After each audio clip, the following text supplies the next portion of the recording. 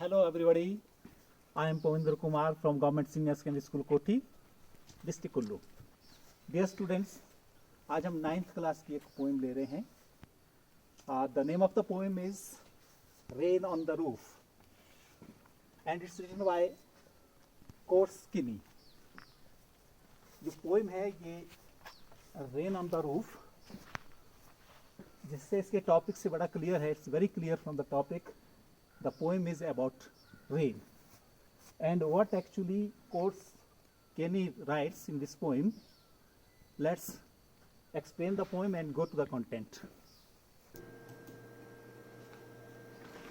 So dear students, Rain of the Roof, it is written by Korskenny. Korskenny के बारे में थोड़ा जान लें। Korskenny is an American poet. He is an American lawyer, politician and journalist. He has written this poem, Rain on the Roof. We can make out that the poem is about the rain. The poet is telling us about the memories of his with the rain, and the sound of the rain drops falling on the roof of his house brings back sweet memories of his past. Just imagine, suppose you are feeling the rain. You are feeling the rain inside your room. You are sitting there and it begins to rain. The drops of raindrop falls on the top of your roof and you hear them. How you observe? How do you feel? What thoughts comes to your mind? And let us see कि poet के मन में कौन से विचार आते हैं उस वक्त जब बारिश हो रही हो, और बारिश में वो किस तरह से फील करता है, कौन से थॉट्स उसके मन में आते हैं। ये पोएम के इस कंटेंट में जाकर के हम पढ़ लेते हैं। आइए read out the poem rain on the roof. The first stanza is when the humid shadows hover over the starry spheres and the melancholy darkness gently weeps in rainy tears. What a bliss to press the pillow of a cottage chamber bed and lie listening to patter of the soft rain overhead. इसमें सबसे पहले कुछ एक words हैं, हमारे पास words and phrases हैं जिनको use किया गया है पोइट ने। ह्यूमिड शैडोज, किसको कहा है? Humid shadows are the clouds full of water, यानी वाटर लेडन क्लाउड्स जिसमें पानी भरा है, dark clouds over the starry spheres. Starry spheres यहाँ नाइट स्काई को डिस्क्राइब किया है जिसमें स्टार्स है। स्टारी स्फीयर में यानी नाइट जो बिल्कुल क्लियर है, स्टारी है, जब इसमें ह्यूमिड शैडोज यानी डार्क क्लाउड जब इसमें होवर करते हैं, मूव अराउंड करते हैं, when the dark clouds move around on the starry sphere, on the clear sky in the night, suddenly the atmosphere changes and the melancholy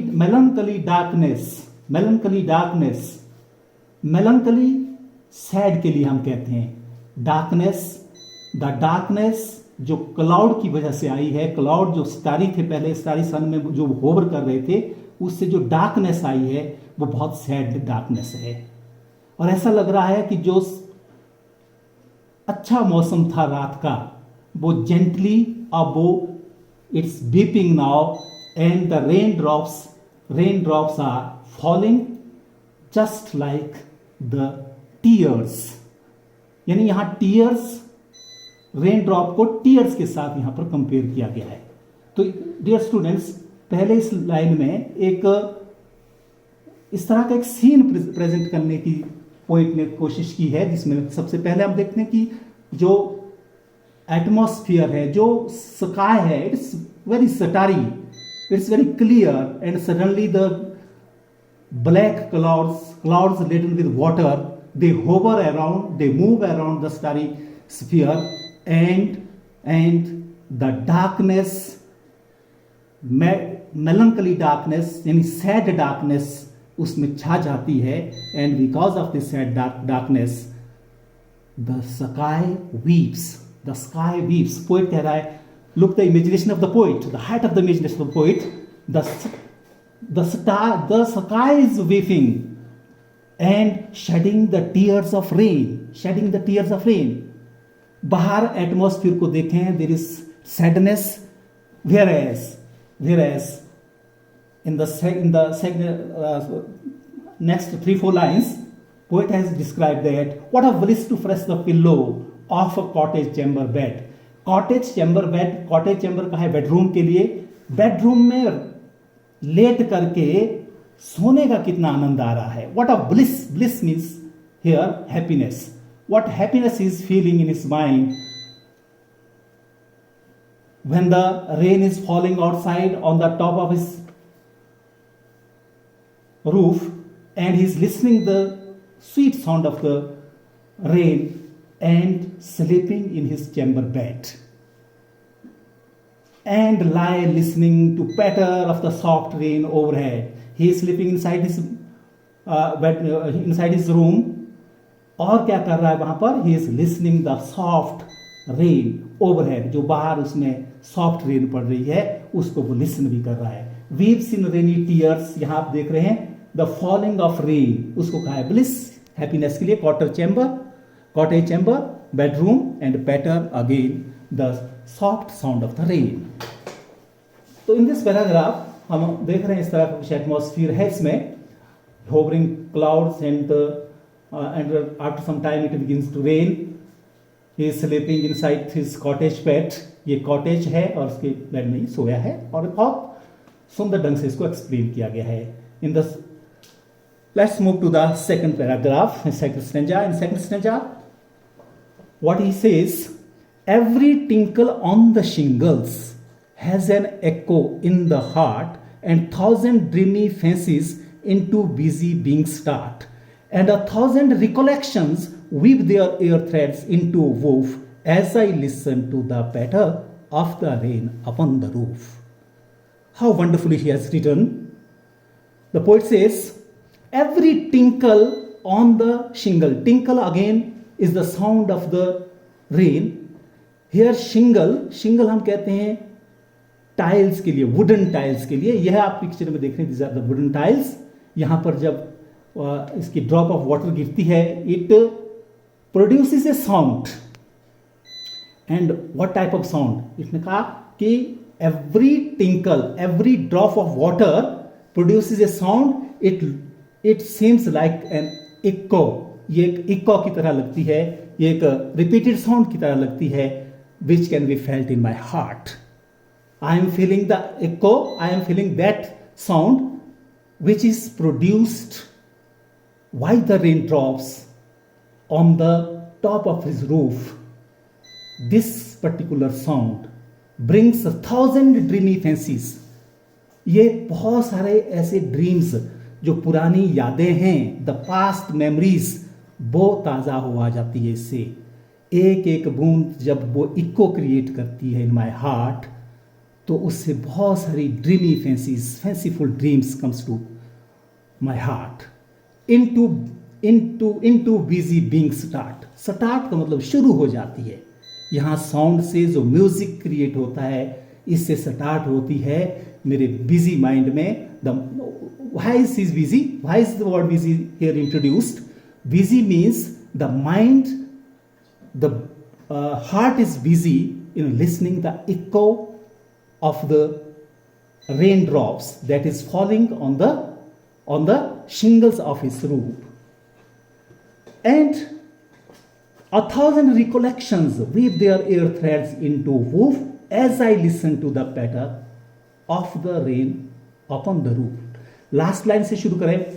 as I listen to the patter of the rain upon the roof. Patter द्वारा sound के लिए कहा है, rain की soft sound के लिए. जैसे ही मैं सॉफ्ट साउंड को लिसन करता हूं, सुनता हूं रेन ड्रॉप्स की, when it falls on the roof, इससे क्या होता है? इसने कहा कि 1,000 रिकोलेक्शन मतलब दोबारा past memories of the childhood, hundreds of memories of the childhood weave their ear into threads into woof का है. ये ध्यान देने वाली बात है, यहां जो फ्रेज यूज किया है air threads into woof. Air threads into woof का मतलब है थ्रेड से कपड़े बनते हैं. धागों को बुन बुन करके कपड़े बनते हैं। वैसे ये थ्रेड्स वो नहीं है, ये थ्रेड्स हैं, these are the threads of recollections, these are the threads of past memories. जब पास्ट मेमोरीज इतनी सारी याद हो आती है उस वक्त, तो ऐसा लगता है कि इससे इमेजेस बन रही है, बहुत सारी इमेजेस बन रही है, कपड़े नहीं बन रहे हैं, इमेजेस बन रहे हैं। तो यहाँ एयर थ्रेड्स इनटू वुफ का मतलब सीधा सीधा पास्ट मेमोरीज से है। The thousands of memories, these memories which are produced, which are created, which are generated by the raindrops that falls on the roof of the house। इसकी जो sound है, इतनी सारी मेमोरीज यहाँ हो रही है। ड्रीमी फैंसीज हम यहाँ यूज कर रहे हैं, मेमोरीज इन इमेजिनेशन, उनको हम कहते हैं ड्रीमी फैंसीज।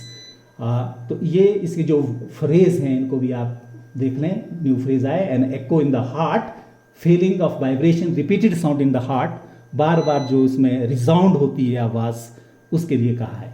तो बहुत सुंदर ढंग से इसमें पोइट ने कहा। इसको आप यहाँ भी देख रहे हैं कि किस तरह से मेमोरीज पास्ट की इसको शो करने की कोशिश में की है स्लाइड में। The final, last and final stanza of the poem is, हमने पीछे कहा कि बहुत सारी मेमोरीज आती है, और there is an particular memory, there is a major memory that comes to the poet, that is, now in memories comes my mother, now in memories comes my mother, as she used in years agone to regard the darling dreamers ere she left them till the dawn. Oh, I feel fond I feel fond look on me as listen to this refrain which is played upon the shingles by the patter of the rain. Patter of the rain से जो शिंगल पर पड़ती है उससे एक refrain पैदा होता है। Refrain can be listen. What is refrain?